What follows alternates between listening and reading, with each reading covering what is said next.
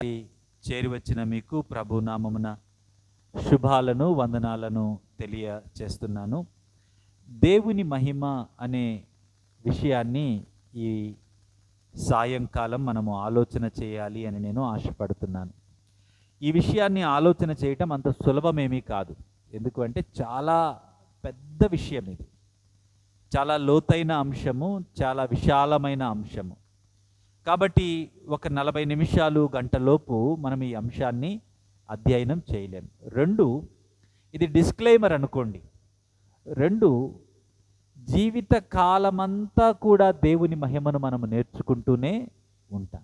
కాబట్టి ఇది మొదటి అడుగుగా ఆలోచిస్తూ దేవుని మహిమ అర్థం చేసుకోవటానికి ప్రయత్నం చేద్దాం. ఈరోజు మీ మధ్యకు ఏ సంగతులు తేబడతాయో వాటి వరకు ఆలోచన చేయండి. వాటిని గురించి మీరు ఆలోచిస్తూ ఉన్నప్పుడు అనేక క్రొత్త విషయాలు మీకు ప్రశ్నలుగా వస్తూ ఉంటాయి. మీరు విశ్వాసంతో, ఓపికతో ఆ ప్రశ్నలను ఆలోచించటానికి, పరిశీలించటానికి ప్రయత్నం చేస్తే దేవుడు గొప్ప కృపను మీ జీవితాల్లో ఇస్తాడు. బహుశా ఈ వచనాన్ని మీరందరూ చూసే ఉంటారు. కొరింథీయులకు రాసిన మొదటి పత్రిక 10వ అధ్యాయము 31వ వచనములో, మీరు భోజనము చేసినను పానము చేసినను మీరేమి చేసినను సమస్తము దేవుని మహిమ కొరకు చేయండి. ప్రతి పని కూడా దేనికోసం చేయాలి అంట? దేవుని మహిమ కోసం చేయండి అంటూ ఉన్నాడు. అంటే అన్నం తిన్నా, పానీయం తాగిన, నీళ్లు తాగిన, టీ తాగిన, కాఫీ తాగిన, ఇంకొద్దిగా ఆలోచన చేయండి మీరు. అంటే మనం వేసుకునే గుడ్డలు ఎవరి కోసం వేసుకోవాలి? మనం తీసుకుంటున్న ఆహారము, మనం తీసుకుంటున్న పానీయము అయితే మనం వేసుకుంటున్న బట్టలు ఎవరి కోసం వేసుకోవాలి?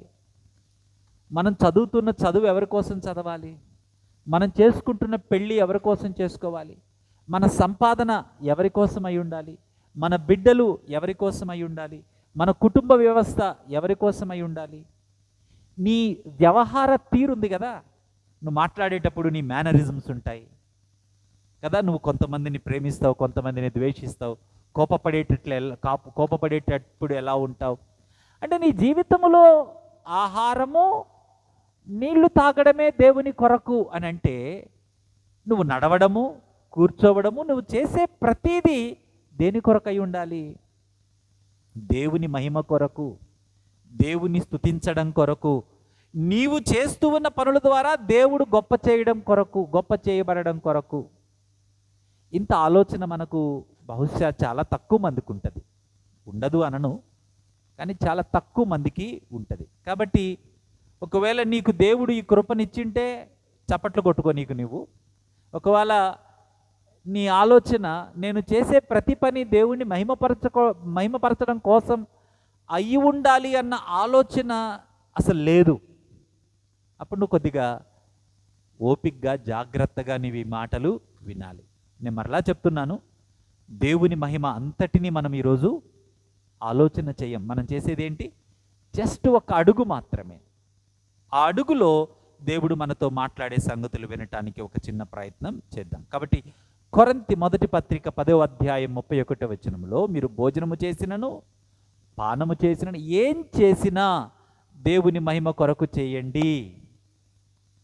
కాబట్టి మన జీవితాలలో అలా చేస్తున్నామా అంటే చాలా వరకు లేదు అనే జవాబు రైట్ ఏమో. ఎందుకు చేయట్లేదు అనంటే, ఫస్ట్ సమస్య ఏమై ఉంటుంది అంటే దేవుడి మహిమ ఏంటో మనకు తెలియదు, ఫస్ట్ సంగతి. 2, ఆ దేవుడి మహిమ అర్థమైతే దేవుణ్ణి మహిమపరచాలి అన్న ఆలోచన నీలో పుడుతుంది. అంతే కదండి. ఇప్పుడు నువ్వు చేస్తూ ఉన్న పని ఎందుకు చేయాలో నీకు అర్థమైనప్పుడు, దాని ఫలితాలు, దాని అనుభవాలు, దాని length, breadth, width and height, దాని ఎత్తు, లేతు, పొడవు అంతా నీకు అర్థమైతే నువ్వు ఇష్టపూర్వకంగా చేస్తావా? కొంతమంది పిల్లలేమో స్కూల్కి, కాలేజీకి చాలా ఇష్టంగా వెళ్తూ ఉంటారు, కొంతమంది ఏమో వెళ్ళరు. ఏంటి తేడా? వీళ్ళకేదో అర్థమైంది, వీళ్ళకేదో అర్థం కాల. వీళ్ళ ప్రయారిటీ ఏదో, వీళ్ళ ప్రయారిటీ విద్య. కాబట్టి యాజ్ సింపుల్ యాజ్ దట్. కాబట్టి అసలు ప్రతి విషయములో నీవు దేవుని మహిమపరిచే స్థితిలో నీ బ్రతుకు ఉండాలి అని దేవుని వాక్యం చెప్తూ ఉంటే, అసలు దాని గురించిన కించిత్ ఆలోచన కూడా లేకుండా నువ్వు బ్రతుకుతూ ఉన్నావనుకో, అప్పుడు నీవు చాలా లోతుగా ఈ విషయాన్ని గురించి చాలా జాగ్రత్తగా ఈ వాక్యాన్ని నువ్వు వినాలి. ఈ వాక్యాన్ని వీడియో ద్వారా చూసేవారు కూడా చాలా జాగ్రత్తగా పదే పదే మీరు దీన్ని ఆసక్తితో చూడాల్సిన అవసరత ఉంది. దేవుని వాక్యాన్ని ఆలోచన చేద్దాం. త్వరగా ఆలోచన చేయటానికి ప్రయత్నం చేద్దాం. నాతో మీరు ఓపికగా కాన్సన్ట్రేటెడ్గా ఆలోచన చేయాలి. అసలు మనము దేవుని మహిమ మనకు చాలా వరకు అర్థం కాలేదు కాబట్టి అన్న భావనతో మొదలు పెడుతూ ఉన్నాం కదా. అసలు మనకు సంగతులు ఎలా అర్థమవుతాయి? మనకు అర్థమయ్యే విధానం ఏంటి అంటే, ఆదికాండము 1:26 మనం చదివినప్పుడు, దేవుడు మన స్వరూపమందు మన పోలిక చొప్పున నరులను చేద్దామన్నాడు. అంటే దేవుడు తన పోలికనే మనిషికి ఇచ్చాడు. 2, ఆకాశ పక్షులను, సమస్త భూమిని, సముద్రములో ఉన్న జీవాలను అన్నిటినీ మీరు లోబరుచుకుంటారు, ఏలతారు అన్నాడు. అంటే నేను ఏలికను, నేను లోబరుచుకునేవాడిని, నాకు అధికారం ఉంది అనే ఒక రకమైనటువంటి శ్రేష్టమైన భావన. తప్పేం కాదు. కానీ మనిషి ఎలా ఆలోచిస్తూ ఉంటాడు అంటే, నేను సృష్టి అంతటిలో చాలా శ్రేష్టమైన వ్యక్తిని. నువ్వు సృష్టి అంతటిలో చాలా శ్రేష్టమైన వ్యక్తివో కాదో దేవుని వాక్యం చెప్పాలి, దేవుడు చెప్పాలి, అది నీకు అర్థం కావాలి. మనకు ఈ వాక్యం ఇలా అర్థమవుతుంది. కీర్తనలో ఇంకొక కీర్తన ఉంది, 82వ కీర్తన. ఈ కీర్తనను చాలా సంఘాలు చాలా రకాలుగా ఆలోచన చేశాయి. మీరు దైవములనియు, మీరందరూ సర్వోన్నతుని కుమారులనియు నేనే సెలవిచ్చి ఉన్నాను. దేవుడు స్వయంగా తన బిడ్డలను గురించి, ప్రాముఖ్యంగా తాను పేరు పెట్టుకొని పిలుచుకున్న జనాంగం గురించి దేవుడు చెప్పిన మాట, మీరు నా కుమారులు కాబట్టి మీరు కూడా దైవాలు అని వివరిస్తూ ఉన్నారు. దాని భావన అదో కాదో ఎంతమంది లోతుగా ఆలోచించింటారు? దైవాలు అని ఆ ఈజిప్ట్ ప్రాంతంలో, మిడిల్ ఈస్ట్ ప్రాంతంలో ఎవరిని అంటారు? ప్రభువులు అని ఎవరిని అంటారు? రాజులుగా ఉన్నవారిని, అధికారులుగా ఉన్నవారిని. అంటే దేనికి లింక్ పెట్టాలో కూడా తెలియదు. కాబట్టి ఏమనేసుకుంటూ ఉంటారు అంటే, వీళ్ళు నేను కూడా దేవుణ్ణి. కాబట్టి ఎక్కడి దాకా వెళ్ళిపోయారు వీళ్ళు? నేను దేవుణ్ణి కాబట్టి నాలో సృష్టించే శక్తి ఉంది. I have creating power. జీవ మరణాలు నీ నాలుక వశానున్నాయి అని ఒక వచనం ఉంది. ఆ వచనాన్ని కూడా దీనికి కలుపుకొని, ఇదిగో జీవము అంటే నువ్వు మాట్లాడితే బ్రతుకు అంటే బ్రతుకుతాడు, నువ్వు తిట్టి శాపనార్థాలు మాట్లాడితే శాపనార్థాలే అవుతాయి. ఈ భావనల్లో మనం బ్రతుకుతూ ఉన్నాం. నీ నాలుకలో జీవం ఉండడం ఏంటి, మరణం ఉండడం ఏంటి? నువ్వు దైవము అని నీవు అనుకోవడం ఏంటి? కాబట్టి నేను ఏలికను అనుకునే మనస్తత్వం ఉన్నటువంటి వ్యక్తులముగా బ్రతుకుతూ, నేను కూడా దేవుణ్ణే అనే భావనలో ఆలోచిస్తూ, ఇంకా ఏ రీతిగా ఉంటుంది అంటే, యోహాను 3:16ను కూడా ఎలా ఆలోచిస్తాము అంటే, దేవుడు లోకాన్ని ఎంతో ప్రేమించాడు, ఆయన తన కుమారుణ్ణి ఈ లోకం కొరకు, నిత్య జీవము ఈ లోకం పొందుకోవడం కొరకు ఆయన సిలువకు అప్పగించాడు. అంటే నా కోసమే యేసుక్రీస్తు ప్రభువారు చనిపోయేంత గొప్పోడిని నేను అనుకునే వాళ్ళు కూడా ఉన్నారు. కాబట్టి ఎలా ఉంది ప్రపంచము అంటే, మానవ కేంద్ర ఆలోచనతో నలిగిపోతూ పరుగులెడుతూ నడుస్తూ ఉన్నటువంటి ప్రపంచం. ఈరోజు ఏ స్థాయికి మనం ఆలోచిస్తూ ఉన్నాము అంటే, ఏది చేసినా సరే మనిషి కేంద్రంగా ఆలోచించే, మంచిదే ఆలోచన. మనిషి కేంద్రంగా ఆలోచించినప్పుడు బానిస సంఖ్యలు తెగిపోవాలా, స్త్రీ పురుషుల మధ్య ఉన్న వ్యత్యాసాలు సమసిపోవాలా, మనుషుల మధ్య ఉన్న అంతరాలు తగ్గిపోవాలా మానవ కేంద్రంగా ఆలోచించినప్పుడు. మీరు చూడండి, ఈ రోజుకి కూడా మనుషులు ఎన్ని భేదాభిప్రాయాలతో గుంపులు గుంపులుగా విడిపోయారు. ఆలోచనల్లో, సంస్కృతులలో, ప్రాంతాలలో, కులాలలో, మతాలలో మానవ కేంద్రమైనటువంటి ఆలోచన సామరస్యాన్ని పెంచాలి కదా. మానవ కేంద్రమైనటువంటి ఆలోచన మనుషుల మధ్య ప్రేమను, ఆప్యాయతను, అనురాగాన్ని పెంచుతూ మనుషులందరూ కలిసి బ్రతికే ఒక ఉన్నతమైన బ్రతుకునివ్వాలి కదా. కానీ ఈరోజు ఎందుకని మనుషులు కొట్టుకుంటూ ఒకరినొకరు లోబరుచుకుంటూ, చూసారా ఆదికాండం 1వ అధ్యాయంలో ఏ ఆలోచన ఉందో ఈరోజు ప్రతి మనిషిలో అదే. కార్పొరేట్స్ ఏం చేస్తూ ఉన్నాయి? మేమే గుత్తాధిపత్యం కలిగి ఉండాలి.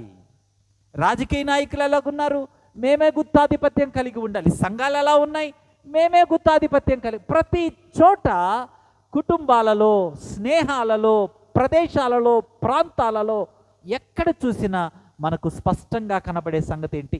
నాకు ప్రయారిటీ ఉండాలి, నేను గొప్ప, నేనే అన్నిటికంటే. ఎందుకు ఇది మానవ కేంద్రమైన ఆలోచన శ్రేష్టమైన ఆలోచనగా మిగిలిపోతే బాగుండేది, కానీ స్వార్థపూరితమైన ఆలోచనగా మారిపోయింది.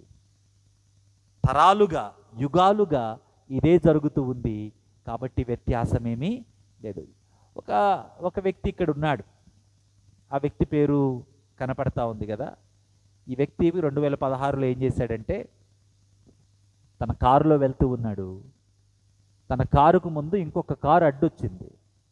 వాళ్ళు తనకు పోవడానికి దారి ఇవ్వడానికి కొద్దిసేపు టైం పట్టింది. తను ముందుకు వెళ్ళి కారు ఆపి తన పిస్టల్ తీసుకొని ఆ కారులో ఉన్న పిల్లవాడిని చంపేశాడు, డ్రైవింగ్ చేస్తున్నప్పుడు. ఎందుకు? Just only one reason. తను వెళ్తున్నాడు, తనకు దారి ఇవ్వలేదు. అంటే నన్ను లెక్క చేయడా, నా కారుకు దారి ఇవ్వడా. ఎంత వీడు ఒక పొలిటీషియన్ కొడుకు. ఈరోజు అతన్ని మనము ఒకవేళ విపరీతంగా ఆలోచిస్తామేమో. నీ స్థాయిలో నువ్వు, నా స్థాయిలో నేను. ప్రతి ఒక్కరము ఇలాగా సెల్ఫ్ సెంటర్డ్ పర్సనాలిటీస్గా, స్వయం కేంద్రిత వ్యక్తులంగా, నేను చెప్పేదే జరగాలి, నేను కోరుకున్నదే జరగాలి, అన్నీ నా ఆనందం కొరకే, అన్నీ నా కొరకే, నా సంతోషం కొరకే. కాబట్టి ఈరోజు స్త్రీ పురుషుల మధ్య అంతరాలు పెరిగిపోతూ ఉన్నాయి, కుటుంబాలు విచ్ఛిన్నమైపోతూ ఉన్నాయి, సమాజాలు విభేదాలతో బ్రతుకుతూ ఉన్నాయి. కారణం ఏంటి? సెల్ఫ్ సెంటర్డ్ లైఫ్ ప్రాపగేట్ అవుతూ ఉంది కాబట్టి. సో ఇలాంటి ఆలోచనతో ఉన్న మనం, ఇలాంటి జీవితాలను బ్రతుకుతూ ఉన్న మనం దేవుని మహిమను ఏం అర్థం చేసుకుంటాం? అసలు దేవుడి మహిమ గురించి ఏం విన్నాం? ఒకటే మాట. ఏంటిది అది? భోజనం చేసినను పానం చేసినను సమస్తము ఆయన మహిమ కొరకు చెయ్యాలి అంటే, సమస్తము నా ఆనందం కొరకు, నా సంతోషం కొరకు, నా గొప్పతనం కొరకు చేసే నేను బట్టలు వేసుకుంటే దేనికోసం వేసుకుంటాను? నా ఆనందం కోసం వేసుకుంటాను. స్నేహాలు చేస్తే నా సంతోషం కొరకు, నా గొప్పతనం కొరకు. ఏం చేసినా దానికోసమే చేసే స్వభావంతో ఉన్న నేను, దేవుడి వాక్యం నాకు ఎలాగ అర్థమవుతుంది? అలాగే అర్థమవుతుంది. ఈ మాట ఒకసారి ఆలోచన చేస్తే మనకు అనిపిస్తుంది, యెహోవా నా కాపరి, నాకు లేమి కలుగదు. అంటే ఆయన నా కాపరి అని సంతోషపడతాం. ఆయన నా కాపరి కాబట్టి నాకు కొదువలేదు, నా అవసరతలు తీరుస్తాడు అని ఎగిరి ఎగిరి ఎగిరి ఆనందపడతాం. కాబట్టి మనం పాటలు పాడేటప్పుడు గ్లోరీ గ్లోరీ గ్లోరీ అంటూ ఉంటాం కదా. సంతోషమే, అవన్నీ మంచివే. ఆఖరి దాకా ఈ విషయాలను ఆలోచన చేద్దాం. పచ్చిక గల చోట్ల నన్ను పరుండు చేస్తాడు, శాంతికరమైన జలముల యొద్దకు ఆయన నన్ను తీసుకుని వెళతాడు అని ఆలోచిస్తాం, ఆనందపడతాం. కానీ ఇవన్నీ ఎందుకోసం చేస్తూ ఉన్నాడు? నీ కోసం కాదు. 3వ వచనంలో ఉంటుంది, నా ప్రాణమునకు ఆయన సేద తీర్చుచున్నాడు. ఎందుకు? తన నామమును బట్టి, తనను బట్టి, తన నామమును బట్టి, తన పేరును బట్టి నీతి మార్గములో నన్ను నడిపించుచున్నాడు. కాబట్టి ఇది నీ కోసం కాదు, నీ గురించి కాదు. ఎవరి గురించి? ఇది సమస్తము ఆయన మహిమ కొరకే. ఇందులో నీకు సంబంధించింది ఏమీ లేదు. ఇప్పుడు ఈ మాట అంటే చాలామందికి ఇబ్బందిగా ఉంటుంది. నాకు సంబంధించింది ఏమీ లేదా? దేవుని మహిమ ఏంటో అర్థం చేసుకొని అప్పుడు నీకు సంబంధించింది ఏంటో నువ్వు ఆలోచన చేసినప్పుడు ఆ రెండిటికి మధ్య ఎంత వ్యత్యాసం ఉందో, ఎంత మధురమైనదో నిన్ను గురించిన సంగతులు అప్పుడు అర్థమవుతాయి. ఏబిసిడీలు మొదలు పెట్టకుండా ప్రొనౌన్స్, నౌన్స్, అడ్జెక్టివ్స్ ఏమర్థమవుతాయి నీకు? ఏబిసిడీలు ఏంటి? అసలు దేవుడి మహిమ ఏంటో నువ్వు కొద్దిగన్నా ఆలోచన చేయకుండా, దేవుని మహిమను గురించి కొద్దిగన్నా నీకు ఆలోచన ఉంచుంటే నువ్వు చేసే పని ఒక్కటన్నా దేవుడి మహిమ కోసం చేస్తూ ఉన్నావా? ప్రశ్న బాగుందా?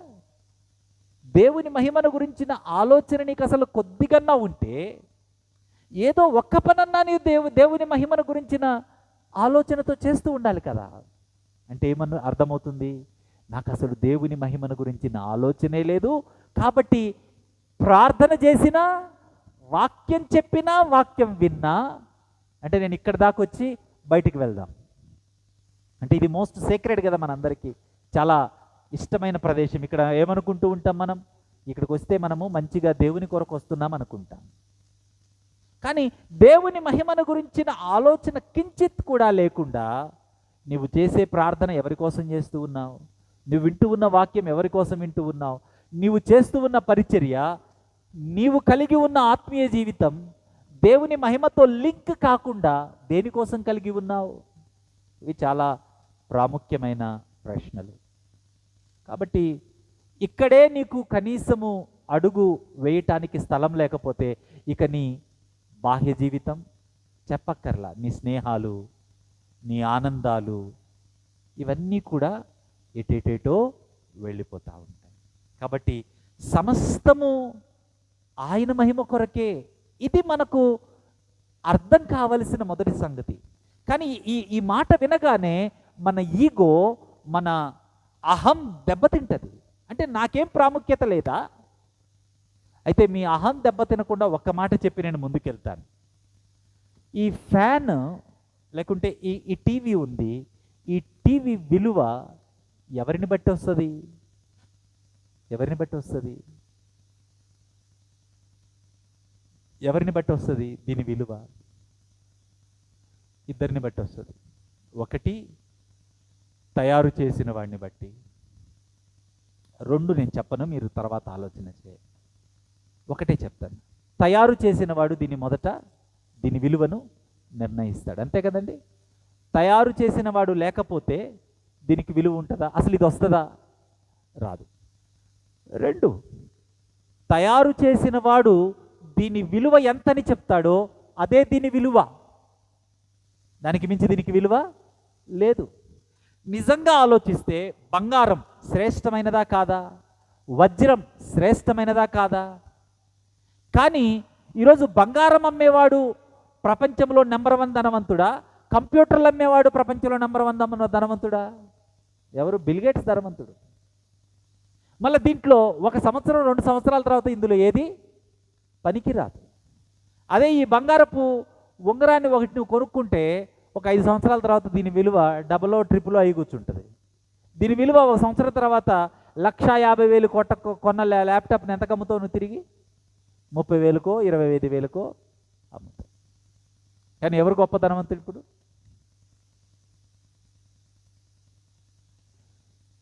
నిన్ను సృష్టించిన వాడు నీకు ఇచ్చే విలువ, అది నీ విలువ. అదొక్కటి మీ మైండ్లో పెట్టుకొని అక్కడి నుంచి మీరు అడుగులు వేయండి. సమస్తము ఆయన మహిమ కొరకే. ఇందులో నీకు ఎటువంటి స్థానము లేదు. ఇది ఫస్ట్ మెట్టు. ఈ మెట్టు దాటాలి నువ్వు. ఇది అర్థం కావాలి. కొన్ని విషయాలే నేను గబగబా మీకు చూపించి నేను సమస్తము ఆయన మహిమ కొరకే. ఈ కొలస్సీ పత్రిక 1వ అధ్యాయము 15 నుంచి 20 వచనాలు మీరు తర్వాత స్పష్టంగా చదవండి. సృష్టికి ఆది సంభూతుడు యేసుక్రీస్తు ప్రభువారు. సర్వము ఆయనలో సృష్టించబడ్డాయి, సర్వము ఆయన ద్వారా సృష్టించబడ్డాయి, అన్నీ ఆయనను బట్టి సృష్టించబడ్డాయి. అన్నిటికంటే ముందు ఉన్నవాడు ఆయన, ఆయనే అన్నిటికీ ఆధారం, అన్నిటిలో ప్రాముఖ్యత ఆయనకే. ఆయనే మొదటివాడు. ఆయన ద్వారా సమస్తము ఆయన మహిమ కొరకు, ఆయన కొరకే సృష్టించబడ్డాయి. ఇది 15 నుంచి 20 వచనాలలో వ్రాయబడ్డ సంగతులు. అన్నిటికీ ఆయనే కారణం, కాజ్ ఆయనే. ఆయనే సృష్టించాడు, ఆయన కొరకే సృష్టించాడు. ఇది ఫస్ట్ ఫండమెంటల్ థింగ్. నీవు నేను, ఈ కంప్యూటర్ లేచి నువ్వెవడివి అని తనను సృష్టించిన సృష్టికర్తను అనదు, కానీ నువ్వు నేను అంటాం. నీకు నాకు విలువ నిన్ను నన్ను సృష్టించిన సృష్టికర్త ద్వారా వస్తుంది. ఈ సృష్టిలో ఉన్న యావత్తు నీ 100 అడుగుల 100 గజాల స్థలంలో నువ్వు నుంచొని నీవు కలిగి ఉండే ఆలోచనలు, జీవితకాలం నువ్వు కష్టపడి కట్టుకున్న ఇంటిలోకి నీవు అడుగుపెట్టి నీకు కలిగే ఆలోచన, సమస్తము ఆయన సృష్టించాడు, ఆయన కొరకు సృష్టించుకున్నాడు. ఆయనే వాటన్నిటికీ ఫౌండేషన్. ఇది ఫస్ట్ మనకు ఉండాల్సినటువంటి ఆలోచన. 2, ప్రతీది కూడా ఆయనను బట్టే చేస్తాడు. నీ ప్రాణాన్ని సేద తీర్చినా, నీకు కాపరిగా ఉన్నా, నిన్ను నీతి మార్గంలో నడిపించినా దేన్ని బట్టి చేస్తాడు? ఆయనను బట్టే, ఆయన నామాన్ని బట్టే. ఆకాశాలు దేవుని మహిమను, అంతరిక్షం ఆయన పనిని ప్రచురపరుస్తూ ఉన్నాయి. నిన్ను గురించి చెప్పట్లా ఆకాశాలు. నువ్వు వెళ్ళొచ్చు, రాకెట్లో సూర్యుడి దాకా వెళ్ళొచ్చు, చంద్రుడి దాకా వెళ్ళొచ్చు, లేకుంటే ఈ పాలపుంతను దాటి కూడా పరుగులు తీయచ్చు నువ్వు. కానీ ఆకాశాలు నిన్ను, నీ మహిమను చెప్పవు. ఎవరిని చెప్తూ ఉన్నాయి? దేవుని మహిమను వివరిస్తూ ఉన్నాయి. యెషయా గ్రంథంలో నీవు నేను ఎందుకు నిర్మించబడ్డామంట? ఆయన నిమిత్తము, ఆయన ఘననామమును స్తోత్రము చేయు నిమిత్తము, ఆయనను ప్రచురము చేయు నిమిత్తము. ఎఫెసీ పత్రికలో కూడా జగత్తు పునాది వేయక మునిపే ఆయన మనలను ఎందుకు ఎన్నుకున్నాడు అనంటే ఆయన నామాన్ని మనము మహిమపరచటానికి. అంటే సమస్తము ఆయన కొరకు చేసుకున్నాడు, ఆయనే చేశాడు, అన్నిటికీ ఆధారం ఆయనే. ఆయన ఏ పని చేసినా తనను బట్టే చేస్తాడు, నిన్ను బట్టి నన్ను బట్టి ఏమీ చేయడు. ఫరో విపరీతంగా ఏవేవో అనుకొని ఉంటాడు ఫరో రాజ్యం చేస్తూ. రోమాపత్రిక అంటది ఫరో గురించి, ఫరోతో ఇలాగూ చెప్పెను, నేను నీ యందు నా బలము చూపుటకు, నా నామము భూలోకమందంతటా ప్రచురమగుటకు, అందుకే నేనే నిన్ను నియమించాను. మోషే ఫరోకు చెప్పిన మాట. ఫరోకు కాలిపోయి ఉంటుంది కదా ఆ మాట వినగానే. అరే నేనేంటి ఫరో అంటే, ఆ రోజు ఈజిప్ట్ కల్చర్ గొప్ప కల్చర్, ఆ రోజు ప్రపంచంలో నంబర్ 1 కల్చర్. ఈరోజు అమెరికా ఎలాగో, యూరోప్ ఎలాగో, ఆ రోజు ఈజిప్ట్ అలాగా. అలాంటి ఒక కల్చర్లో నుంచొని మోషే, నా దేవుడు, సృష్టికర్త అయిన దేవుడు నిన్ను ఎన్నుకున్నాడు, లేకుంటే నిన్ను సృష్టించింది ఆయన. ఎందుకోసం అంటే, ఫరో పిచ్చి పిచ్చి వేషాలై మాకు నీ కోసం కాదు, నీ ద్వారా సృష్టికర్త తన బలాన్ని చూపించటానికి నిన్ను ఎన్నుకున్నాడు, నిన్ను సృష్టించాడు. బహుశా తనకు ఒక్క నిమిషం మైండ్ పనిచేసి ఉండదు. ఎందుకు? ఫరో తనను తాను దేవుడుగా పిలుచుకునేవాడు. ఫరో కొడుకు దేవుని కుమారుడుగా పిలవబడేవాడు. ఒక దేవుడి స్థానంలో ఆలోచించుకునే వ్యక్తి దగ్గరికి వెళ్ళి మోషే అన్నమాట, బాబు నీ ద్వారా దేవుడు తన బలాన్ని చూపించటానికి నిన్ను ఎన్నుకున్నాడయా.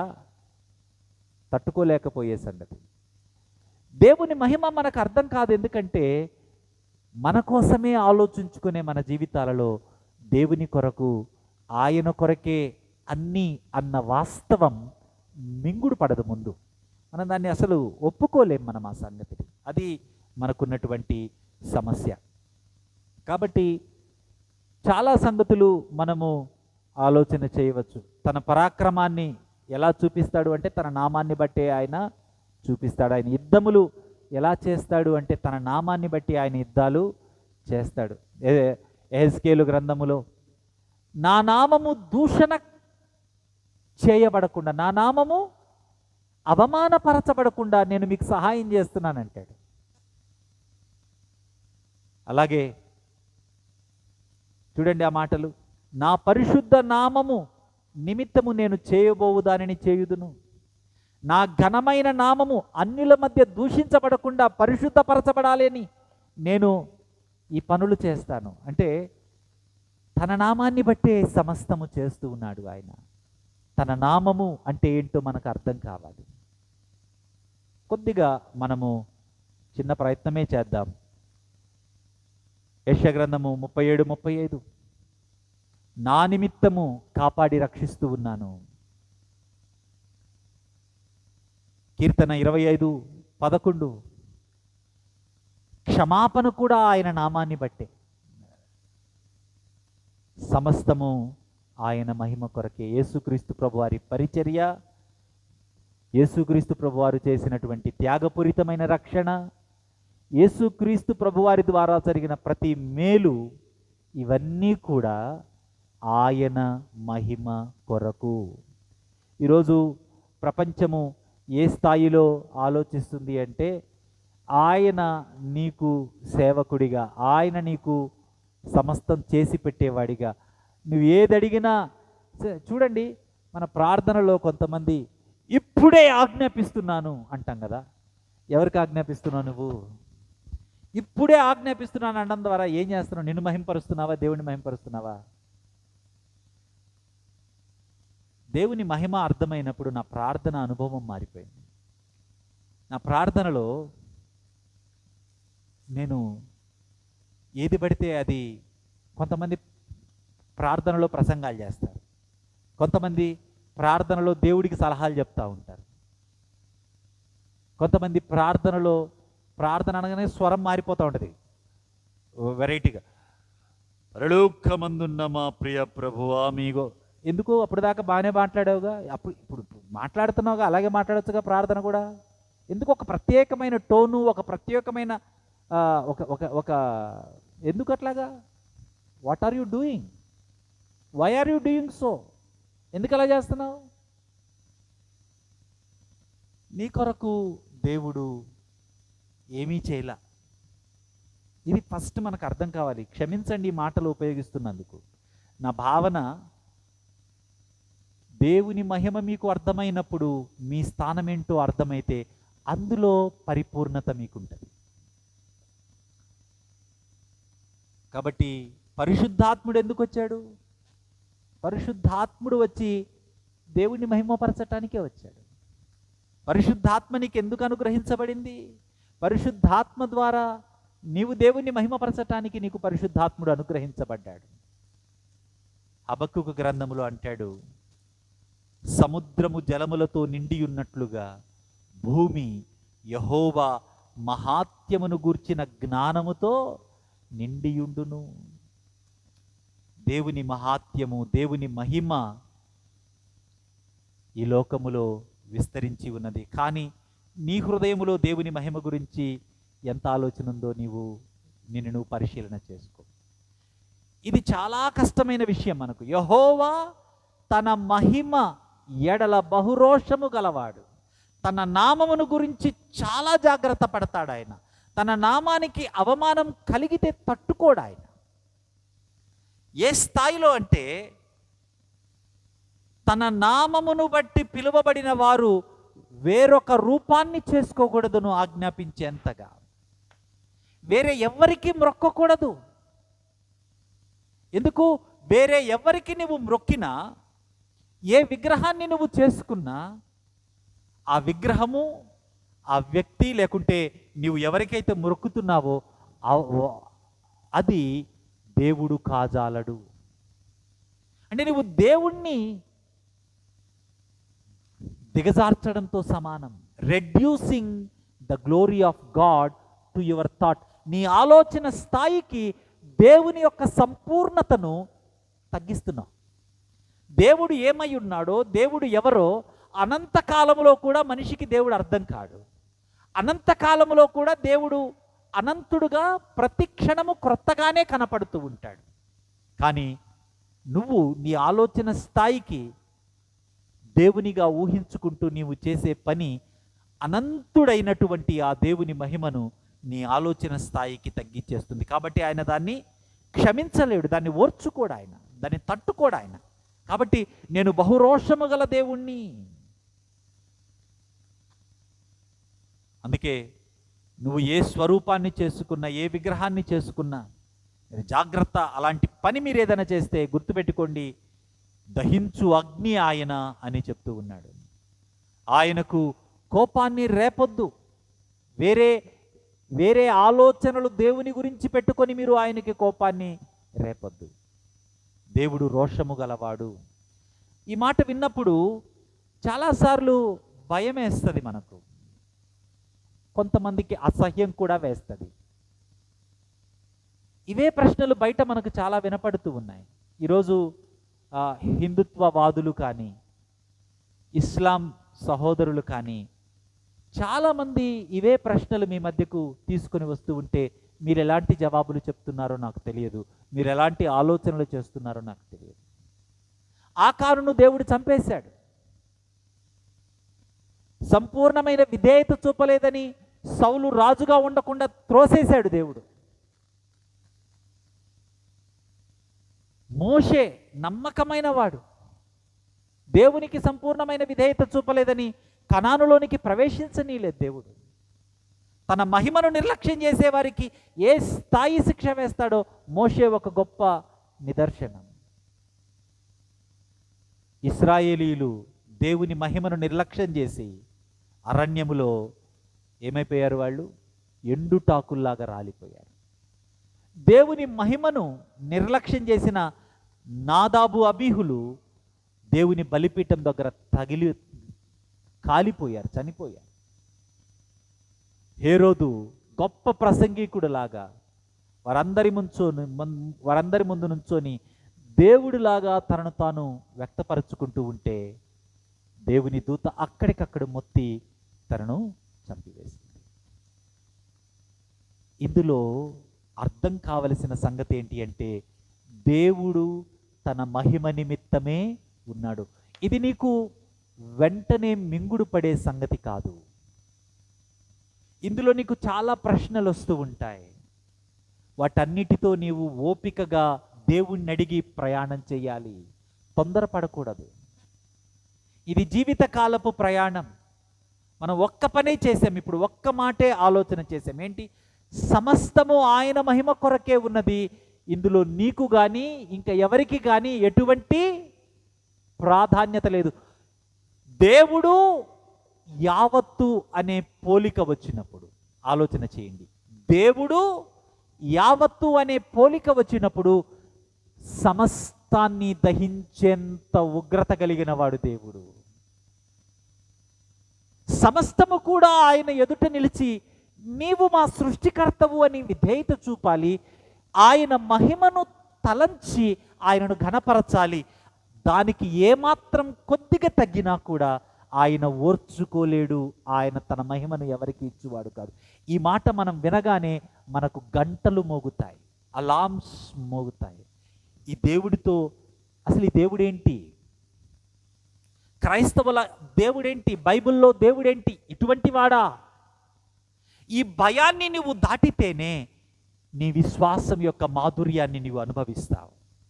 అయితే ఈ భయాన్ని నువ్వు ఎంతవరకు దాటగలవో నాకు తెలియదు, కానీ ఒక 3-4 సంగతులు నేను మీకు ఈ భయాన్ని దాటడం అవసరం అని తెలియచేస్తాను. ఒక 3-4 సంగతులు ఈ భయాన్ని దాటడం ఎంత అవసరమో, ఈ భయాన్ని దాటడానికి ప్రయత్నం చేయొచ్చు. చాలా విపరీతంగా కొన్ని ప్రశ్నలు వస్తాయి.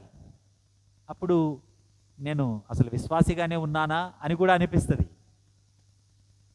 కాబట్టి అటువంటి అన్ని పరిస్థితుల్లో నువ్వు నమ్మకంగా ఇన్ని అనుమానాలు వచ్చినా, ఇంత విరుద్ధమైన ప్రశ్నలు బయట నుంచి వినపడుతున్నాయి, నాలో నుంచి వస్తూ ఉన్నాయి, ఇలాంటి కన్ఫ్యూజ్డ్ కాంట్రడిక్టింగ్ కండిషన్ ఉన్నా సరే నేను ఖచ్చితంగా దీంట్లో గుండా ట్రావెల్ చేయగలను అని నీవు నమ్ముతావు.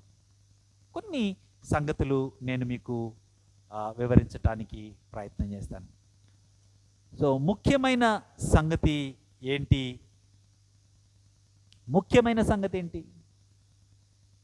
దేవుడు తన మహిమ నిమిత్తమే ఉన్నాడు. ఇది ఎందుకు ముఖ్యమైన సంగతి అయింది? ఎందుకు అంత ఇంపార్టెంట్ ఇది? ఎందుకు అంత ఇంపార్టెంట్ అంటే, ముందు అసలు దేవుని మహిమ ఏంటో నీకు అర్థం కావాలి. దేవుని మహిమ అనంటే దేవుడు ఏమై ఉన్నాడో అది దేవుని మహిమ. దేవుడు ఏమై ఉన్నాడో దానిని బట్టి ఆయన ప్రవర్తిస్తాడు కదండి. ఇప్పుడు నేనేమై ఉన్నానో మీకు తెలియదు.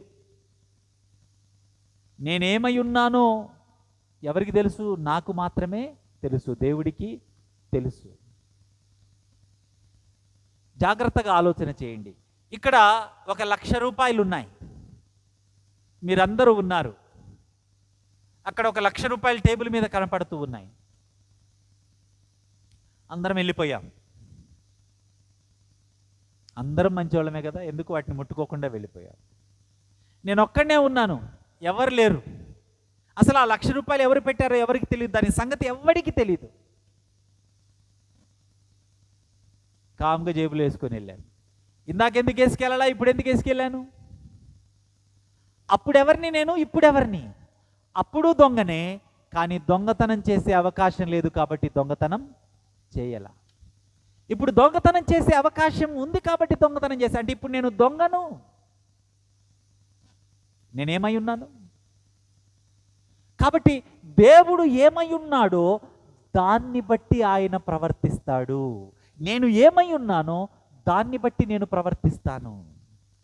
సో అర్థం కావాల్సింది ఏంటి అంటే, దేవుడు ఏమై ఉన్నాడో, దేవుడు ఏమై ఉన్నాడో తెలుసుకోవడం ఎందుకంత ప్రాముఖ్యం? దేవుడు ఏమై ఉన్నాడో అర్థమైతే దేవుడు ఎలా ప్రవర్తిస్తాడో అర్థమవుతుంది కదండి. దేవుడు ఏమై ఉన్నాడో అర్థమైతే దేవుడు ఎలా ప్రవర్తిస్తాడో అర్థమవుతుంది. అంటే దేవుడు ఎలా ప్రవర్తిస్తాడు అనేది దేవుడి మహిమ. దొంగను పట్టుకొని ఏమంటామండి మనం? దొంగ అంటాం. రౌడీని ఏమంటాం మనం? రౌడీ అనే అంటాం కదా. రౌడీ నీ ఎదుటికొచ్చి నిలబడ్డాడు, బహుశా అటెన్షన్లో నిలబడొచ్చు నువ్వు. అతను అట్లా వెళ్ళిపోగానే నువ్వేమంటావు? అతన్ని దుర్మార్గుడండి, ఎప్పుడు పోతాడో వీడు అంటావా అనవా? అదే ఒక ఆయన రోజు అన్నదానం చేస్తూ ఉంటాడు, పేదవాళ్ళందరికీ పండగలకు బట్టలు పంచుతూ ఉంటాడు, ఎవరిని ఎప్పుడు ఒక మాట అండు, చాలా అతను అలా వెళ్తూ ఉన్నాడు. అప్పుడు ఏమంటాం మనం? పెద్ద ఆయన, మంచి ఆయన, ఇలాంటి ఆయన 10 కాలాలు ఉండాలి. ఏమంటున్నావు నువ్వు? ఆయనను గొప్ప చేస్తూ ఉన్నావు. ఎందుకు గొప్ప చేస్తున్నావు? ఆయనను బట్టి. ఇందాకోండి ఎందుకు తిట్టావు? వాడిని బట్టి. అర్థమవుతుందా నా మాట? దేవుడు ఎవరో నీకు అర్థమైతే దేవుడు ఎలా ప్రవర్తిస్తాడో అర్థమవుతుంది. దేవుడు ఎలా ప్రవర్తిస్తాడో అది ఆయన సారాంశం, ఆయన ఎసెన్స్ అది. అయితే దేవుడు ఏమై ఉన్నాడో దాన్ని బట్టే ఆయన ప్రవర్తిస్తాడు, అంతే కదండి. దొంగతనం ఎందుకు చేస్తున్నాడు? వాడు దొంగ కాబట్టి. దానం ఎందుకు చేస్తున్నాడు? పరోపకారి కాబట్టి. అన్నదానం ఎందుకు చేస్తూ ఉన్నాడు? ఇతరుల మంచి కోరుకునేవాడు కాబట్టి. కాబట్టి ఈరోజు నేను ఈ కొద్ది సమయంలో దేవుడు ఏమై ఉన్నాడో మీకు వివరించలేను. కొద్దిగా కూడా దేవుడు ఏమై ఉన్నాడో అర్థం కాకపోతే దేవుని మహిమ మనకు అర్థం కాదు. కాబట్టి నేను ఈ విషయాలు మీతో తెలియచేయటానికి ఇష్టపడుతున్నాను. చూడండి, దేవుడు ఏమై ఉన్నాడో దానిని బట్టి ఆయన పనిచేస్తాడు. నేను ఏమై ఉన్నానో మీకు ఎవరికి తెలియదు. నా మాట కొద్దిగా వినాలి. తెలియదు అంటే నేనేమై ఉన్నానో మీకు కనపడదు, అవునా కదా? కనపడుతుందా నేనేమై ఉన్నానో? కానీ మీ ఇంటికి వచ్చి నేను మాట్లాడే మాట మీరు చూస్తున్నారుగా. ఒక 2 సంవత్సరాలుగా మీతో ఎలా ప్రవర్తిస్తున్నానో చూస్తున్నారుగా. దాన్ని బట్టి మీరేమంటారు? ఇతను ఫలానా, ఇతను ఇటువంటి వాడు అంటారా లేదా? దేన్ని బట్టి అంటున్నారు మీరు? నేనెవరినో తెలుసుకొని కాదు. నేనెవరినో ఎలా తెలిసింది మీకు? నేను చేస్తూ ఉన్న పనుల ద్వారా. నేను చేస్తూ ఉన్న పనులు ఇంపార్టెంటా, లేకుంటే నేనేమై ఉన్నానో అది ఇంపార్టెంట్ అంటే ఫైనల్గా నేనేమై ఉన్నానో అదే ఇంపార్టెంట్. కానీ నేను చేస్తూ ఉన్న పనుల ద్వారా నేనేమై ఉన్నానో మీకు అర్థమవుతూ ఉంది. కాబట్టి దేవుడు ఏమై ఉన్నాడో అర్థం చేసుకోవటానికి, దేవుని మహిమను మనము ఆ సముద్రంలో మనము ఈత కొట్టడానికి ప్రయత్నం చేయటానికి ఒక అడుగు మనం ప్రయత్నం చేద్దాం. ఒక అడుగు మనం తెలుసుకోవటానికి ప్రయత్నం చేద్దాం. దేవుని మహిమ, దేవుని క్రియలు ఎలా మనకు బయలుపరచబడతాయి అంటే ఆయన నామము ద్వారా బయలుపరచబడతాయి. మొట్టమొదటిగా ఆయన నామము ఎవరి దగ్గర బయలుపరచబడ్డది? మోషే దగ్గర మండుతున్న పొదలో యెహోవా నామము బయలుపరచబడ్డది. ఏం జరిగిందో చెప్పనా? 400 సంవత్సరాలు బానిసలుగా ఉన్న వారి బానిసత్వాన్ని దేవుడు తొలగించేశాడు. పగలు మేఘస్తంభముగా, రాత్రి అగ్నిస్తంభముగా దేవుడు వారితో ఉన్నాడు. ఎర్ర సముద్రాన్ని 2 పాయలుగా చేసి దేవుడు వారిని ఎర్ర సముద్రములో గుండా నడిపించాడు. పూరేడు పిట్టలను ఆహారంగా ఇచ్చాడు. బండ నుంచి నీళ్ళనిచ్చాడు. మారాను మధురంగా మార్చాడు. మన్నాను కురిపించాడు. తమ పితరులకు వాగ్దానము చేసినటువంటి కనాను దేశములోనికి దేవుడు వారిని ప్రవేశింపచేశాడు. ఆలోచన చేయండి. దేవుడు తన నామము ద్వారా తన మహిమను బయలుపరచుకున్నప్పుడు ఏం జరిగింది? ఇశ్రాయేలీయులకు మేలు జరిగింది. ఏంటా మేలు? వారు ఎన్నడూ ఊహించని 400 సంవత్సరాలుగా బానిసలుగా మగ్గిపోతున్నారు. అటువంటి భయంకరమైన బానిసత్వాన్ని నుంచి దేవుడు వారిని విడిపించాడు. మరలా ఒక అద్భుతం జరిగింది అపోస్తల కార్యములు 2వ అధ్యాయంలో. ఏంటి అద్భుతం? అగ్ని నాలుకలుగా విభజించబడేటట్లుగా పరిశుద్ధాత్ముడు దిగువచ్చి పేతురు ప్రసంగం ద్వారా యేసే రక్షకుడు అని ప్రకటించాడు లోకానికి. యేసే రక్షకుడు అని ప్రకటించి సంఘము ప్రారంభమైంది. ఏం జరిగింది అప్పుడు? ప్రజలు ఎన్నడూ గెలవలేని ఒక గెలుపును గెలవడం మొదలుపెట్టారు. ఏంటి? పాపమును జయించడం.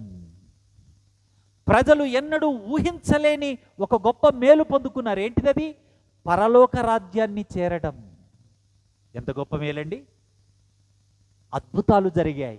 పౌలు వస్త్రం ముట్టుకుంటేనే, చెంగు ముట్టుకుంటేనే స్వస్థపరచబడ్డారు.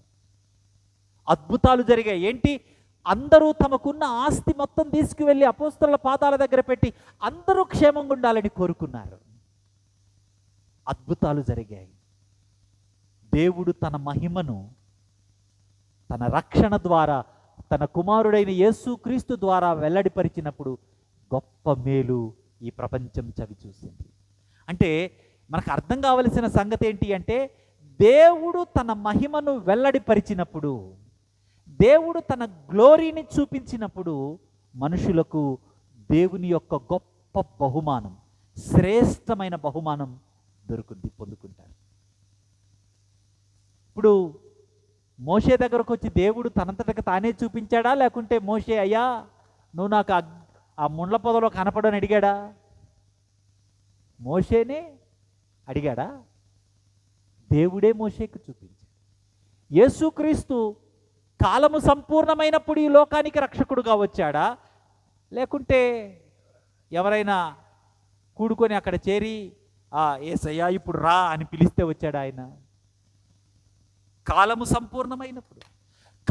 సంపూర్ణమైనప్పుడు దేవుని మహిమ వెల్లడిపరచబడుతుంది.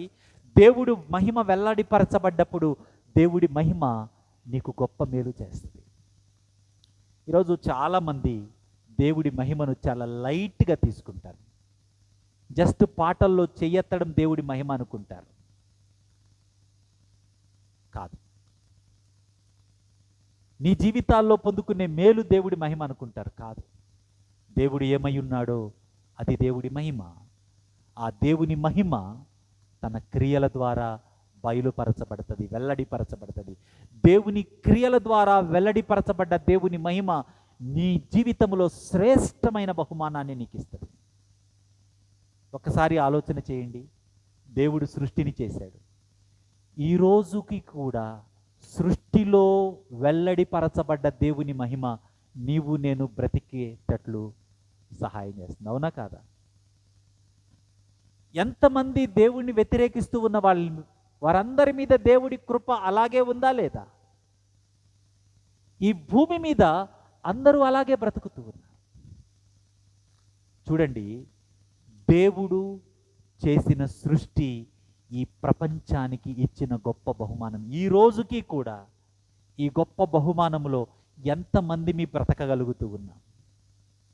ప్రతివాడు పోషించబడుతూ ఉన్నాడు. దోచుకునేవాడు దోచుకుంటున్నాడు. బలవంతుడు నాది అని అధికారం చలాయిస్తూ ఉన్నాడు. కానీ దేవుడి మహిమ సృష్టి ద్వారా, అందుకే ఆకాశాలు ఆయన మహిమను, తరంగాలు ఆయన మహిమను, ఈ అందమైన సృష్టి దేవుని మహిమను వెల్లడిపరుస్తూ ఆ మహిమ ద్వారా శ్రేష్టమైన బ్రతుకును మానవాళికి, ఈ జీవులన్నిటికీ దేవుడు అనుగ్రహించాడు. 2, దేవుడు మహిమను అత్యంత గొప్పగా కనపరిచింది యేసుక్రీస్తు ప్రభువారిలో. యేసుక్రీస్తు ప్రభువారు ఈ లోకానికి వచ్చినప్పుడు దేవుడే ఈ లోకానికి, సృష్టికర్తే ఈ లోకానికి వచ్చాడు. అందుకే యోహాన్ అంటాడు, మేము దేనిని, ఎవరిని చూసామో, ఎవరిని మేము తాకామో, ఎవరితో మేము మాట్లాడామో, ఎవరితో మేము ఫ్రెండ్షిప్ చేశామో ఆయనను మేము మీకు చెప్తూ ఉన్నాము అంటాడు. ఈ యోహాను సువార్తలో యేసును చూసి, ఇదిగో దేవుని యొక్క సర్వ సంపూర్ణత క్రీస్తులో, అంటే మనిషి దేవుని యొక్క మహిమను ఎంత అర్థం చేసుకోగలడో అంత యేసుక్రీస్తులో మనకు కనపడుతుంది. యేసుక్రీస్తు ఈ లోకానికి వచ్చాడు మనుషులకు ఒక గొప్ప శ్రేష్టమైన, ఈ ప్రపంచంలో ఎవ్వరూ ఇవ్వలేని బహుమానం దొరికింది. ఏంటిది అది? రక్షణ. రక్షణ. ఎవరైనా ఇవ్వగలరా ఈ బహుమానాన్ని? ఈ ప్రపంచంలో ఉన్న ధనమంతా, శ్రేష్టతంతా ఒక చోటకు వచ్చి, ఇదిగో మనిషి ప్రాణాన్ని రక్షిస్తాం అని అనుకుంటే జరుగుతుందా? కోవిడ్ వచ్చింది, ఆక్సిజన్ లేక చచ్చిపోయారు జనాలు. కానీ ఆ ఆక్సిజన్ కొరకు సగటున మనిషి ప్రతిరోజు ఖర్చు పెట్టాల్సి వస్తే అసలు మనం బ్రతకగలమా? దేవుడు ఫ్రీగా ఇచ్చేసాడు నీకు అది తన సృష్టిలో. శ్రేష్టమైన నీళ్లు, రాత్రి పగళ్ళు, ఈ సీజన్స్, ఎంత శ్రేష్టమైన బహుమానాలు సృష్టి ద్వారా బయలుపరచబడ్డ దేవుని మహిమలో నీకు నాకు అందుతున్నాయి. దేవుని glory is giving to you. దేవుడి మహిమ అంటే ఏంటి అంటే, నీకు ఇస్తూ ఉన్న శ్రేష్టమైన దేవుడు, నీకు అందుతూ ఉన్న దేవుని యొక్క శ్రేష్టత. ఈ దేవుని యొక్క శ్రేష్టత నీకు, అరే దేవుని సృష్టిని చేసిన దేవుడు ఇంతే శ్రేష్ఠుడా? ఇంకా ఎంతో. నీకు రక్షణను అనుగ్రహించటానికి ఈ లోకానికి వచ్చిన యేసుక్రీస్తు యొక్క శ్రేష్టత. ఇంకో సంగతి ఏంటండి? అంతటితో ఆగిపోయిందా? ఇన్ని గొప్ప దేవుని మహిమ కార్యాలు ఒకవైపున ఉంటే, ఇంకో వైపున ఒకటి జరగబోతుంది. ఏంటో తెలుసా? ఆయన మరలా నీ కోసం రాబోతున్నాడు. తన పరిపూర్ణమైన మహిమతో యేసుక్రీస్తు నీ యొద్దకు రాబోతున్నాడు. ఏం జరగబోతుంది? మర్త్యమైన శరీరము, అమర్త్యతను, ఎంతో కొంతకాలం ఉండి చనిపోయే ఈ శరీరాలు శాశ్వతమైన శరీరాలుగా మార్చబడబోతూ ఉన్నాయి. కొంతకాలానికి యవనస్తులుగా ఉన్నవాళ్ళు ఫుల్ ఎగురుతూ ఉన్నారు.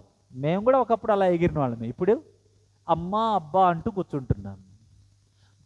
బలహీనమైన శరీరాలు బలమైనవిగా మార్చబడబోతున్నాయి, ఘనమైనవిగా మార్చబడబోతూ ఉన్నాయి. పాపముతో కొట్టుమిట్టాడుతూ ఉన్నాం, అసంపూర్ణత కొట్టుమిట్టాడుతూ ఉన్నాం, చేయాలన్న మంచి చేయలేకపోతున్నాం, చేయకూడని చెడుని చేస్తూ ఉన్నాం. యేసుక్రీస్తు రావడం ద్వారా ఆ జయాన్ని మనకు అనుగ్రహిస్తూ ఉంటే, రాబోతూ ఉన్న యేసుక్రీస్తు మనల్ని సంపూర్ణమైనటువంటి ఆత్మీయ వ్యక్తులుగా మార్చబోతూ ఉన్నాడు. ఆలోచన చేయండి. గమనించారా ఈ సంగతి? దేవుడు తన మహిమను వెల్లడిపరిచినప్పుడు ఏం జరుగుతుంది? ఏం జరుగుతుంది?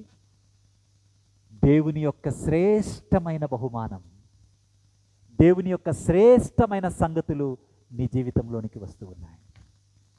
దేవుడు మహిమ అంటే ఆయన యొక్క శ్రేష్టత, ఆయన యొక్క ఎసెన్స్. ఆ శ్రేష్టత తన క్రియల ద్వారా బలపరచబడతా ఉన్నాయి, బయలుపరచబడతా ఉన్నాయి. తన క్రియల ద్వారా కనపరచబడుతూ ఉన్న దేవుని మహిమ శ్రేష్టం. అంటే శ్రేష్టమైన దేవుడు చేసే పనులు కదా, శ్రేష్టమైనవే దొరుకుతాయి నీకు. అలాంటిది ఈ శ్రేష్టమైన దేవుణ్ణి, ఆయన మహిమను తెలుసుకోవడానికి నువ్వు ప్రయత్నం మొదలు పెడితే నీ బ్రతికి ఎలా ఉంటుందో ఊహించగలవా నువ్వు? అయితే ఆ బ్రతుకులోకి వెళ్లకుండా ఒకడొక పని చేస్తున్నాడంట. ఈ లోకాధికారి దేవుని అనగా క్రీస్తు యొక్క మహిమను నీవు నేను చూడకుండా ఏం చేస్తున్నాడు? నీ కళ్ళకు నా కళ్ళకు గుడ్డితనాన్ని కలుగు చేస్తున్నాడు. ఇలాగ దేవుని వాక్యం దగ్గరకు వచ్చి దేవుని మహిమను తెలుసుకోవటానికి మనకు సమయం ఇవ్వడు. అనేకమైన సంగతులకు మనకు సమయం ఉంటుంది. పరుగులు పెడతాం, శ్రమ పడతాం, గొప్పగా కష్టపడతాం. మంచి పనులే చేస్తారు మీరు, చెడ్డవేమీ చేయరు. అవసరమైన పనులే చేస్తారు. ఆ అవసరమైన పనులన్నిటిలో ఇంత శ్రేష్టమైన దాన్ని మిస్ అయిపోతున్నా కించిత్ దుఃఖం కూడా మీకు కలగదు. అర్థమవుతుందా నా మాట? అర్థమవుతుందా? చూడండి, జస్ట్ 3 సంగతులు ఆలోచన చేశాం. సృష్టి, రక్షకుడుగా వచ్చిన యేసుక్రీస్తు ప్రభువారు, రాబోతూ ఉన్న యూదాగోత్రపు సింహం. ఎంత శ్రేష్టమైన దేవుని కార్యాలవి, ఎంత శ్రేష్టమైన దేవుని బహుమానాలు మన జీవితంలోనికి వచ్చాయి, రాబోతూ ఉన్నాయి. అలాంటిది ఈ దేవుని యొక్క శ్రేష్టతలోనికి నువ్వు ఒక్కొక్క రోజు నీకు అవకాశం దొరికినప్పుడల్లా అడుగు పెడతా ఉంటే నీ అడుగులు ఎంత సుందరమయమైపోతూ ఉంటాయి, నీ బ్రతుకు ఎంత మహిమాన్వితమైపోతుంది. అటువైపు నిన్ను ఈ దుష్టుడు అడుగు పెట్టనివ్వడు. కాబట్టి ఏం చేస్తూ ఉంటాడు? ఈ లోకపు అధికారి నీ అంతరంగానికి, నీ బ్రతుకుకు, ఈజిప్ట్ మమ్మీలకు గొడవలు చుట్టేస్తారు చూసారా, అలాగ చుట్టేస్తాడు. అలాగే దేవుని మహిమ దగ్గరకు రాకుండా ఎక్కడెక్కడెక్కడెక్కడెక్కడో కొట్టుకుంటా ఉంటావు.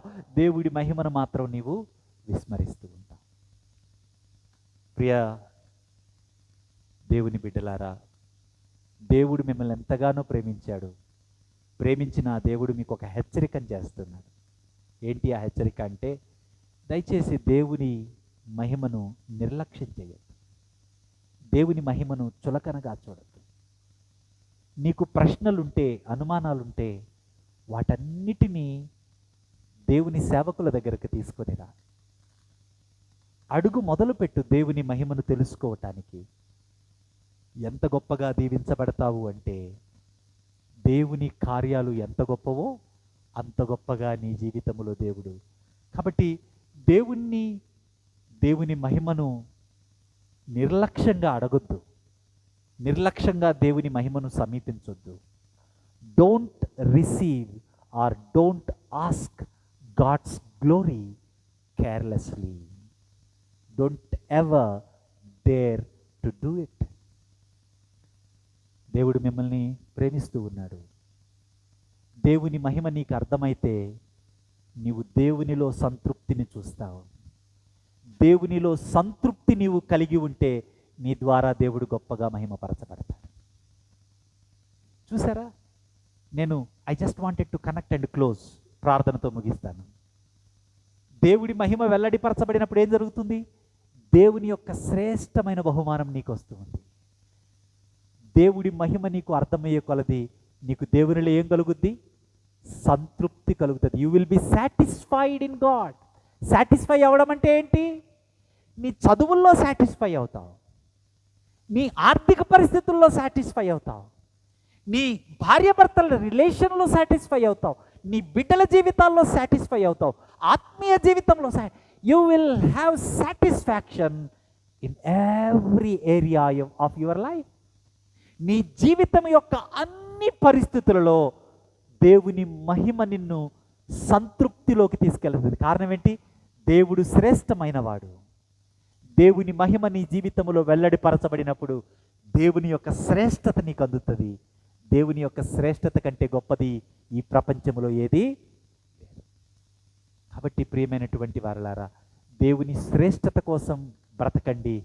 దేవుడు మిమ్మల్ని శ్రేష్టమైన వారిగా దీవిస్తారు. అట్టి గొప్ప కృపను త్రియేక దేవుడు మీకు అనుగ్రహించునుగాక. ఆమేన్. ప్రార్థన చేసుకుందాం. పరిశుద్ధుడా,